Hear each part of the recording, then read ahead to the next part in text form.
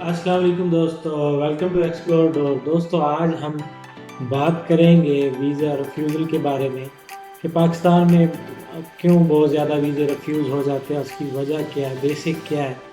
तो आज हम इस टॉपिक के ऊपर बात करेंगे। तो दोस्तों आप सबसे रिक्वेस्ट है कि मेरा ये चैनल सब्सक्राइब लाइक शेयर ज़रूर कीजिएगा। तो चलते हैं आगे डिटेल की तरफ कि क्या वजूहात है, क्या रीज़न जिसकी वजह से हमारे वीज़े रिफ्यूज़ल हो जाते हैं।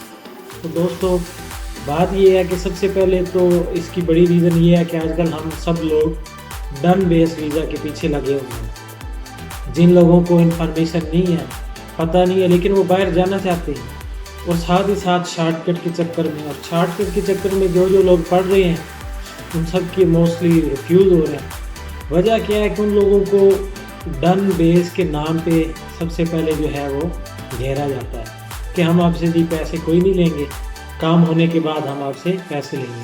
लेकिन दोस्तों वो साथ ही साथ फाइल प्रिपेयर करने के चक्कर में उसके नाम पर थोड़े थोड़े करके आपसे पैसे लेना शुरू कर देते हैं। फिर आप बोलेंगे कि हम फाइल प्रिपेयर कर रहे हैं, फाइल आपकी प्रिपेयर कर देंगे, बोलेंगे कि जी अब सबमिट हो गया है।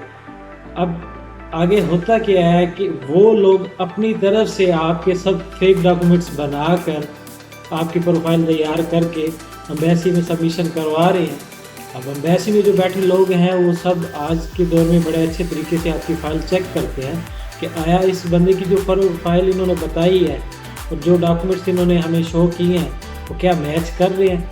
उसके बाद वो लोग रिकन्फर्मेशन भी करते हैं, आपकी बैंक स्टेटमेंट को चेक कर लेते हैं। उसके बाद जनाब आपकी प्रॉपर सारे डॉक्यूमेंट्स वो चेक कर लेते हैं बाय ईमेल, ठीक है, फ़ोन कॉल करके भी, जिसकी वजह से वो आपस में मैच नहीं कर पाते और वीज़ा रिफ्यूज़ हो जाता है। तो दोस्तों आज मैं आपको बताऊंगा इसके अलावा भी जो लोग खुद फाइल प्रिपेयर करके वीज़ा सबमिशन करवाते हैं लेकिन उनका भी रिफ्यूज़ हो रहा है, तो उनकी क्या वजूहात है। तो उनमें सबसे पहले वजूहात जो बड़ी ये है कि दोस्तों हम टू द पॉइंट बात नहीं करते।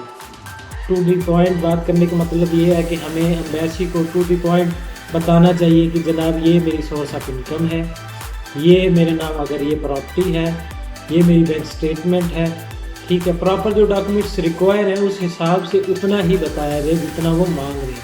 मोस्टली लोग क्या होते हैं कि वो अपनी चीज़ तो चलो जो उनके नाम है या जो उनकी प्रॉपर्टी है या जो उनके डॉक्यूमेंट्स हैं वो लगा ही रहे हैं, साथ में वो अपने बाप भाई की भी कुछ प्रॉपर्टी डॉक्यूमेंट्स या वो चीज़ें लगा देते हैं कि ये जनाब इन फ्यूचर ये चीज़ों में भी मेरा हिस्सा होने वाला है, ये इन फ्यूचर मेरे नाम हो जाएंगी।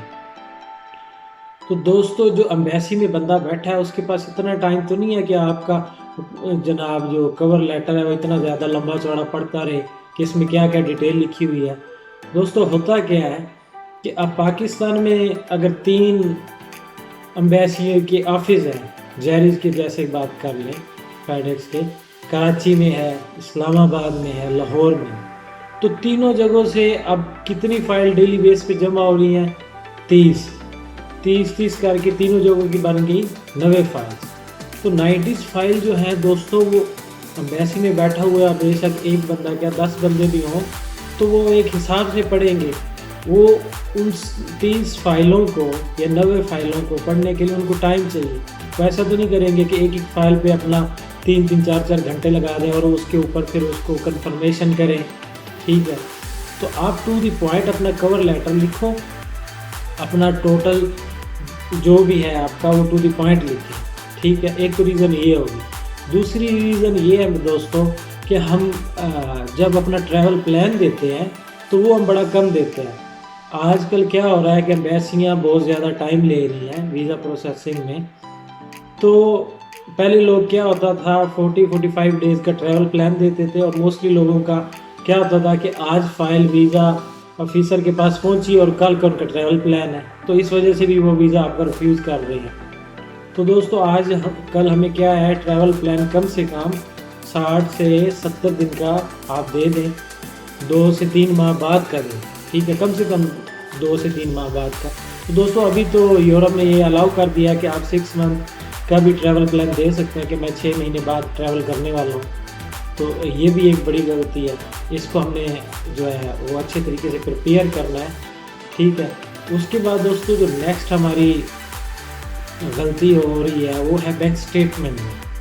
अब क्या होता है, प्रॉपर बैंक स्टेटमेंट बैंक से जो रिक्वायर है एम्बेसी को, वो कुछ कंट्री की 3 माह है लेकिन मोस्टली की 6 मंथ ही है, 6 माह की रिक्वायर है।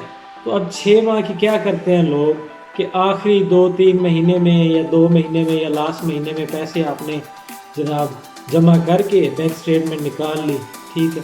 अब क्या होता है कि एम्बेसी प्रॉपर उसकी भी डिटेल बैंक से भी ले लेती है और बाकायदा आपने जो बैंक स्टेटमेंट साथ मेंशन की हुई है वो देखते हैं कि ये बंदे की यार 6 महीने की बैंक स्टेटमेंट तो है, लेकिन लास्ट में आखिरी 2-3 महीने में इसने सारे पैसे डाल के आगे पीछे किया, पीछे तो इसका अकाउंट ही खाली है।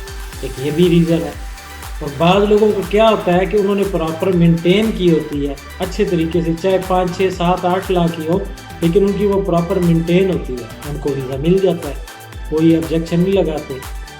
एक ये भी बहुत बड़ी रीज़न है, बैंक स्टेटमेंट को हमने अच्छे तरीके से मेंटेन करना है और फिर उसके बाद हमने देनी है एम्बेसी। अच्छा, उसके बाद दोस्तों आगे जो एक और हम बड़ी गलती करते हैं, मिस्टेक करते हैं, वो ये है कि दोस्तों हम अपना होटल बुकिंग जो है आजकल मोस्टली जो है वो कंफर्म मांग रही है, ठीक है। होटल बुकिंग कंफर्म लगाएं, जो वीज़ा कंट्री रिक्वायर कर रही है अगर वो कंफर्म मांग रही है तो हमें कंफर्म ही लगाना चाहिए, और साथ में ट्रैवल इंश्योरेंस भी लाजमी करनी चाहिए क्योंकि वो ज़रूरी है। तो इसकी वजह से भी वीज़ा रिफ्यूज़ल के चांसेस बढ़ जाते हैं। तो दोस्तों ये मेन पॉइंट थे जो मैंने आपको बता दिए हैं। सबसे पहले तो इन एजेंट हज़ात से बचें, डन बेस का कोई काम नहीं होता, सब झूठ है, फ्रॉड है, आप लोगों से पैसे बस बटोरने का एक तरीका है। अपनी फ़ाइल खुद प्रिपेयर करें, अपने डॉक्यूमेंट्स खुद मेंटेन करें, बनाएं। दोस्तों इन सब चीज़ों के लिए अगर आप सबको मेरी किसी किस्म की भी हेल्प की ज़रूरत है, मैं अवेलेबल हूँ। आप मुझे रब्ता कर सकते हैं, मुझे ईमेल कर सकते हैं, मेरे नंबर पे कॉल कर सकते हैं, मैं आपको गाइड करूँगा इस तरीके से अपनी फ़ाइल प्रिपेयर करें, अपनी प्रॉपर मेंटेन करें फ़ाइल, ठीक है। बैंक स्टेटमेंट कैसे बनानी है, एनटीएन कैसे बनाना है, ठीक है। मैं चैम्बर की मेंबरशिप कैसे लेनी है, अपना कारोबार बिजनेस कैसे रजिस्टर करना है, इसके बारे में आपको मैं हेल्प करूँगा। तो दोस्तों आपको अगर ये मेरी वीडियो अच्छी लगी हो तो लाइक शेयर ज़रूर कीजिएगा और अपने कमेंट से मुझे भी बताइएगा।